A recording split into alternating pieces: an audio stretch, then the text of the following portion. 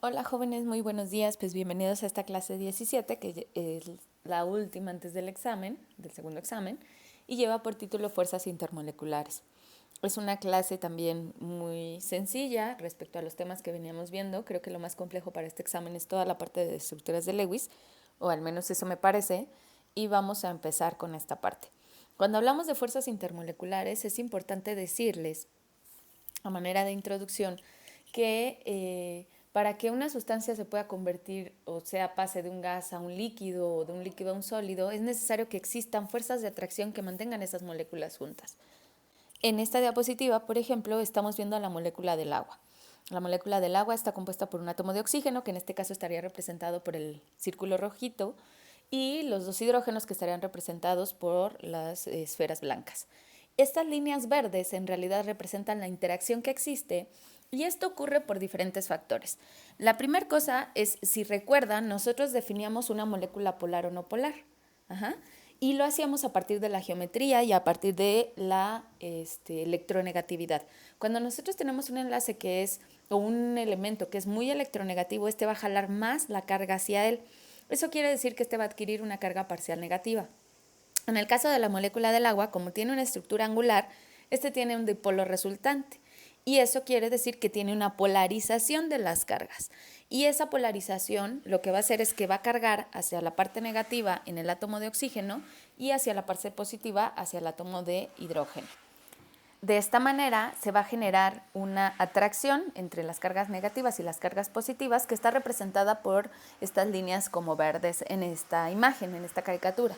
Ajá. ¿Qué pasa ahora, o cómo vamos a determinar qué fuerzas están presentes o cuándo es que tenemos una fuerza específica presente en un elemento? Entonces eso lo vamos a hacer a partir de diferentes factores. Ajá. Perdón. La primera cosa es, como les decía, pues la polaridad. Es importante tomar en cuenta la polaridad.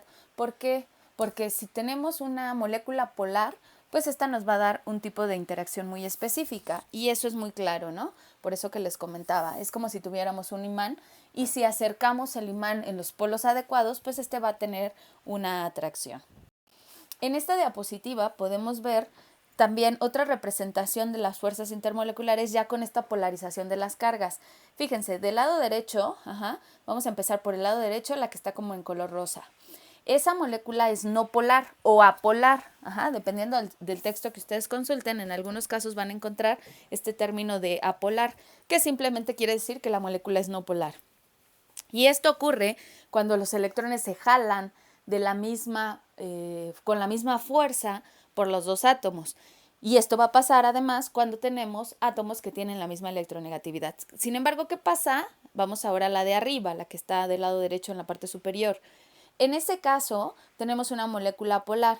La molécula polar se caracteriza, como les decía hace un ratito, por la polarización de las cargas, donde la carga parcial negativa va a estar en el átomo más electronegativo y la carga parcial positiva en el átomo menos electronegativo o más electropositivo. Cuando tenemos una molécula como la que está en el centro, esa es una molécula que se parece al metano, sin embargo, muy probablemente este átomo verde representaría un flúor. Si en el metano, que es CH4, quitamos un hidrógeno y ponemos un flúor, lo que ocurre es que pasamos de tener una molécula no polar a tener una molécula polar. Y que además, ¿qué pasa en ese caso? Estaríamos hablando de algo que se ve como esto, donde la nube electrónica no está igualmente repartida. Esa nube electrónica está más cargada, o va a estar más cargada en la parte negativa, donde tenemos ese punto verde o ese átomo verde que representa al flúor. En el caso de la imagen del lado izquierdo, ya tenemos nosotros una molécula, como la que estábamos hablando del lado derecho, una molécula polar. Sin embargo, ya no nada más hay una, hay varias moléculas polares, y estas van a acomodarse de tal forma que las cargas positivas y negativas estén un poco más en contacto, porque estas van a sufrir esa atracción. Vale la pena también recordarles que la electronegatividad es una propiedad periódica, y en su tabla periódica, que seguro tienen ahí a la mano, recuerden que el elemento más electronegativo es el flúor, y que la electronegatividad aumenta de izquierda a derecha y de abajo hacia arriba, hacia el flúor, efectivamente. Entonces, bueno, pues solo para dejar un poco más redondeado esta parte de las fuerzas intermoleculares y que a ustedes les quede bien claro qué representan. Cuando hablamos de un gas, sabemos que estos tienen mucho desorden y las razones del desorden y que además estos van a ocupar el espacio que lo contiene y que ustedes ya conocen muchas de estas propiedades, se refiere realmente a que las fuerzas intermoleculares que pueden mantener unidas a estas moléculas son muy débiles, extremadamente débiles, tan débiles que no se va a sentir una molécula con la otra y por eso van a estar desordenadas, por eso van a tratar de permanecer lo más separadas que se puedan. ¿Qué pasa en el caso de los líquidos? Cuando nosotros empezamos a juntar estas moléculas y empieza a haber un tipo de interacción que se llaman fuerzas intermoleculares, entonces estas sustancias, estas moléculas permanecen un poco más juntas. Existen fuerzas que las van a mantener juntas, pero no tanto como en el caso de los sólidos. En el caso de los sólidos, las fuerzas ya son más fuertes, valga la redundancia, y estas van a hacer que mantengan estas moléculas unidas y de forma ordenada. Va a existir poco desorden, ¿no? Entonces, vamos a ver ahora en esta diapositiva una clasificación de las fuerzas intermoleculares. ¿Cómo se clasifican? Bueno, vamos a encontrar las fuerzas de Van der Waals y las fuerzas iónicas. En las iónicas son las más fuertes de todas porque estamos hablando de cargas electrostáticas, de fuerzas electrostáticas, de cargas positivas y cargas negativas. Entonces vamos a encontrar en el caso de las iónicas las fuerzas ión-ión, ión-dipolo o ión-dipolo inducido. Y en el caso de las fuerzas de Van der Waals o las fuerzas intermoleculares de los enlaces que se presentan en los compuestos covalentes exclusivamente, vamos a tener de tres tipos. Las fuerzas de dispersión o fuerzas de London, que son las más débiles de todas cuando hablamos de fuerzas intermoleculares. Las dipolo-dipolo, que se van a presentar cuando tenemos compuestos polares. Y las puentes de hidrógeno, que ahorita vamos a ir describiendo cada una de ellas. Entonces vamos a empezar con las fuerzas de dispersión o fuerzas de London. Estas van a estar presentes en todos los compuestos covalentes. Y como les dije, son las más débiles de todas. ¿Por qué existen fuerzas de todas formas, aunque estamos hablando de compuestos no polares? Existen porque, si recuerdan ustedes, el átomo está formado por un núcleo donde tenemos cargas positivas y por los electrones que son cargas negativas que están por ahí moviéndose muy cerca del núcleo. Al tener nosotros cargas positivas y cargas negativas, pues es evidente que vamos a tener fuerzas que van a estar presentes. Pero cuando las moléculas son no polares o polares o las que sean, estas fuerzas siempre van a estar presentes, que son las fuerzas de dispersión o fuerzas de London. Las características que tienen, como les decía, es que están presentes en todas las moléculas covalentes, son las fuerzas más débiles que existen y los compuestos que solo presentan este tipo de fuerzas generalmente son gases.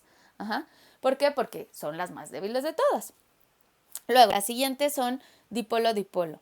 Las fuerzas dipolo-dipolo se generan debido a que tenemos una polarización de las cargas. Y para tener esa polarización de las cargas yo necesito, como en este ejemplo que les puse, tener moléculas que sean polares. Es decir, si yo tengo un compuesto covalente polar, voy a tener fuerzas de London y voy a tener fuerzas dipolo-dipolo. Vamos sumando las fuerzas. Pero si tengo una molécula no polar, solamente van a estar presentes las fuerzas de London. Aquí, por ejemplo, está el HCl. En el caso del HCl, el hidrógeno en su tabla periódica, véanlo, está en el grupo 1. Eso quiere decir que es un átomo no tan electronegativo. El cloro está muy cerquita del flúor. Es un átomo bastante electronegativo. Entonces va a existir unas cargas parciales. Como delta, que se representa aquí arriba de las moléculas, es la carga parcial. A diferencia de un compuesto iónico donde tengo carga positiva y negativa porque los electrones se ceden, una especie cede electrones y otra especie acepta electrones, aquí recuerden que los electrones se comparten, pero la diferencia con un enlace polar es que no se comparten de la misma manera. El cloro está jalando más a los electrones hacia él, de tal forma que este cloro adquiere una carga parcial negativa. Cuando llega a otra molécula, pues esta va a interaccionar de tal forma que tengamos cerquita al cloro a un hidrógeno, o al revés, cerquita al hidrógeno a un cloro. Ok. En este caso, estas están presentes en moléculas polares, como ya les había dicho, y existe polarización de las cargas. Luego sigue el puente de hidrógeno. El puente de hidrógeno es la fuerza más fuerte, aunque sea redundante, de las fuerzas de Van der Waals, de este tipo, de las fuerzas intermoleculares de Van der Waals. y estas se van a presentar, si es puente de hidrógeno, pues el primer requisito es que tengamos hidrógeno. En este caso, por ejemplo, les puse el agua líquida y el agua sólida.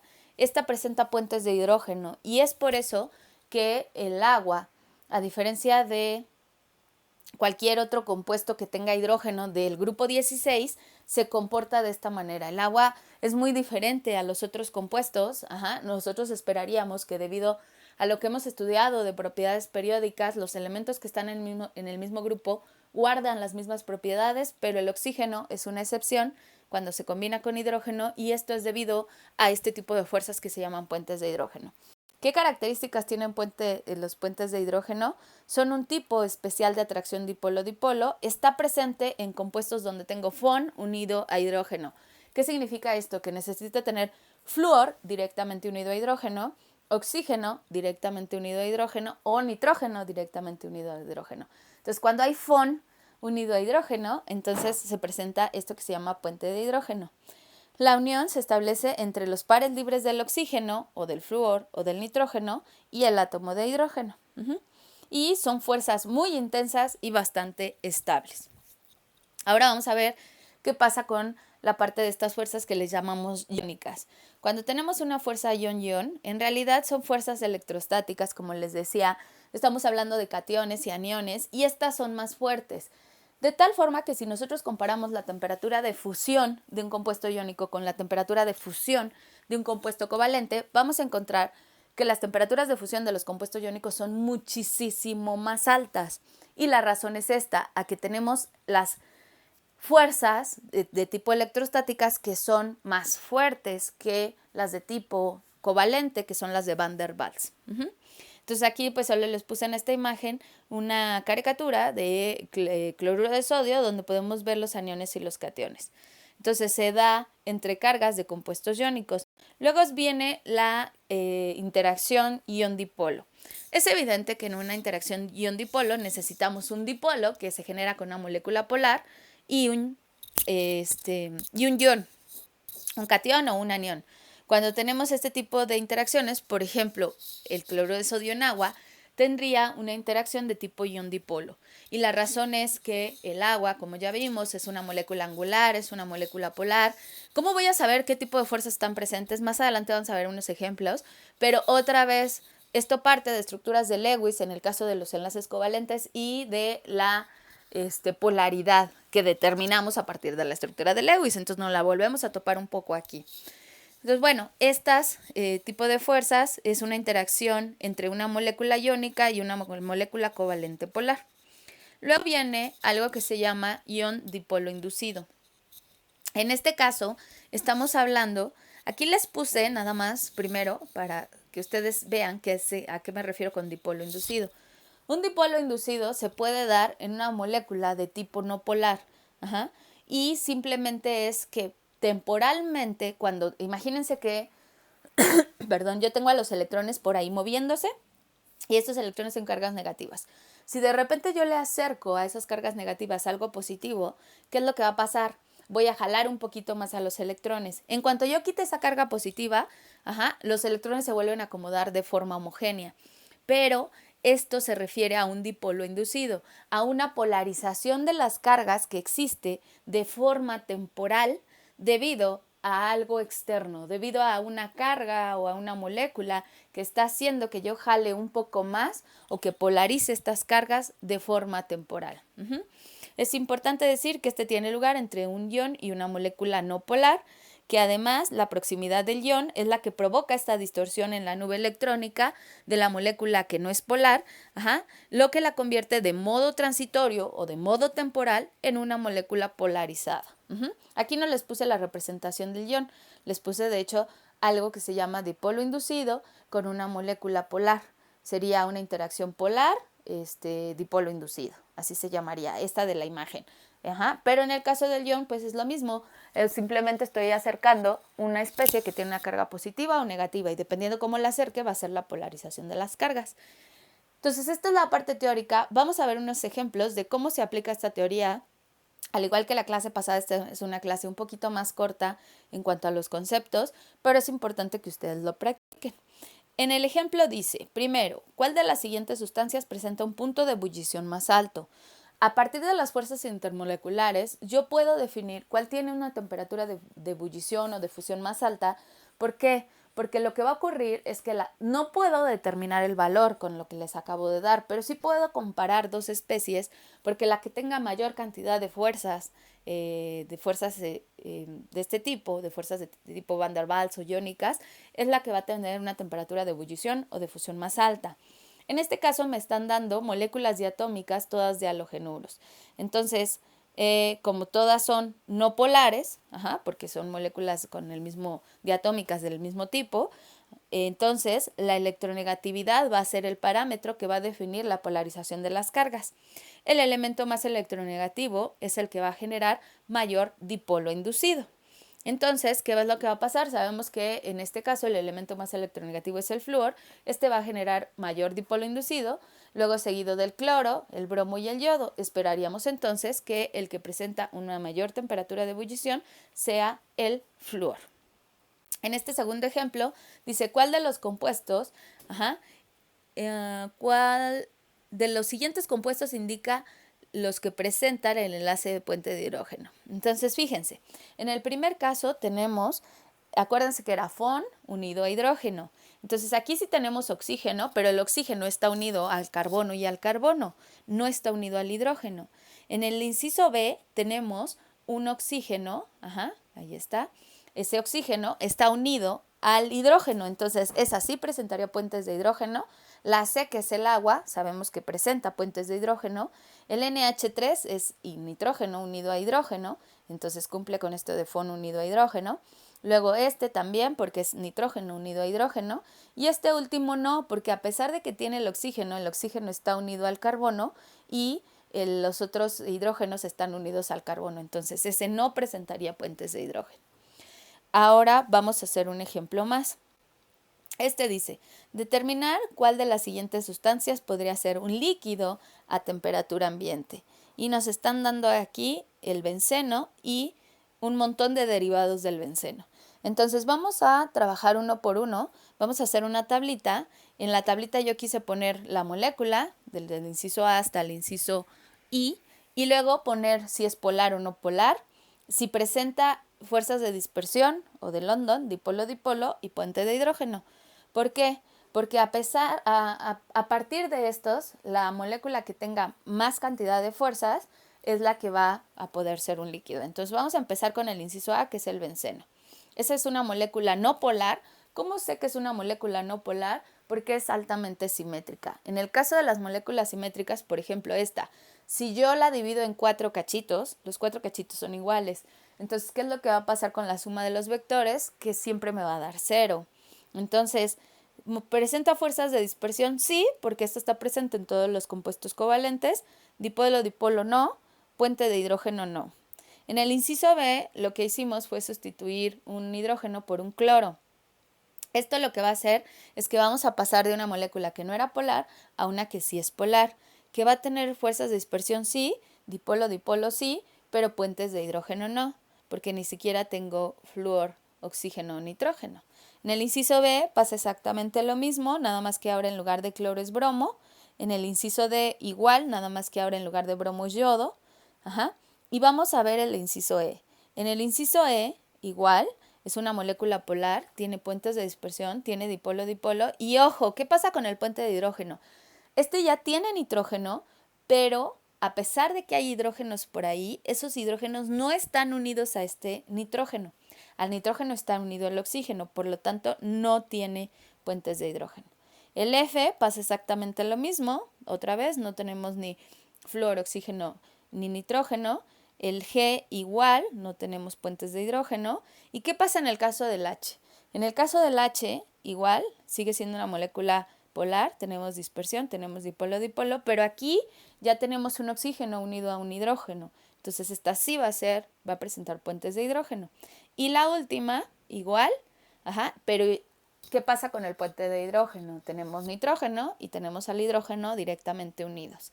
Eso quiere decir que esta molécula, la del inciso H, el fenol y la anilina, van a ser las que sean sustancias líquidas a temperatura ambiente. Las demás muy probablemente sean gases. ¿Por qué? Porque las fuerzas que están presentes son fuerzas muy débiles. Entonces, solo en este caso, que son fuerzas más intensas, es cuando vamos a tener una sustancia en forma líquida. Entonces, bueno, jóvenes, con esto terminaríamos esta clase. Espero que los términos hayan quedado claros. Revisen los ejercicios. Cualquier duda ya saben dónde encontrarme. Te pasen un excelente día. Diviértanse, cuídense mucho y nos vemos la próxima clase. Bye.